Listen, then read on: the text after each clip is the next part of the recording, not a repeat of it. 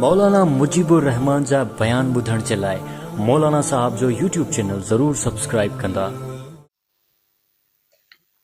गैर मुस्लिम जे घर जी मानी पचल खाइण कीअं आहे।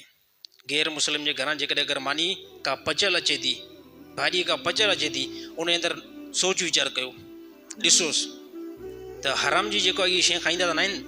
हराम मां छा मुराद, यानी को कुतो ॿिलो त नथा खाइनि। हाँ, को कुतो ॿिलो त नथा खाइनि, या अहिड़ो जीअं ॾिसो न चैना वारा कुता खाईंदा आहिनि न, त हाणे इहो कुतो त असां वटि खाइणु हराम आहे न। या अहिड़ियूं शयूं जेके बाज़ अहिड़ा पखी आहिनि, अहिड़ा जेको जानवर जेके इस्लाम में उनजो खाइणु हराम आहे।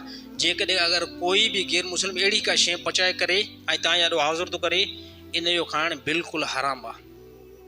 ऐं जेकॾहिं अगरि ॻाल्हि कंफर्म आहे, बिल्कुलु ॻाल्हि कंफर्म आहे, त घणा अहिड़ा असांजा मुस्लमान आहिनि जंहिंजा सेठ जेको आहे न उहो हिंदू आहिनि, उते उहो मुलाज़िमत कंदा आहिनि, ऐं उनखे मुलाज़िम खे पक आहे त असांजो सेठ बटालू खाईंदो आहे, दाल खाईंदो आहे, सब्जी, छो त इहे बि खाईंदा आहिनि न।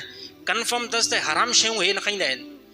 त सेठ जे, हिंदू जो सेठ आहे न, उनजे घरां जेकॾहिं मानी पची थी अचे ऐं ॻाल्हि बिल्कुलु तस्दीक अथसि त हिन में का हराम शइ पियल न आहे, त असां खाई सघे थो, भले हिंदू जे घर जी पचियल छो न हुजे, हिंदू जे घर जे। पर जेकॾहिं हुन में का पलीती नज़र अची वई न, या को हराम गोश्त नज़र अची वियो ऐं तव्हांखे शक बि रहे थो, पोइ खाइणु तव्हांजे लाइ हराम आहे। पर ॻाल्हि हिकिड़ी कंफर्म आहे यार, रोज़ मां वटालू वठी वेंदो आहे सेठ जा, हिंदू जा या ईसाई जा, रोज़ मां दाल वठी वेंदो आहे, सब्ज़ी वठी वेंदो आहे, ऐं कंहिं क़िस्म जो इहो अहिड़ो गोश्त न आहिनि खाईंदा जेको इस्लाम में हराम आहे, त बिल्कुलु जेको हुन सां खाई सघो था।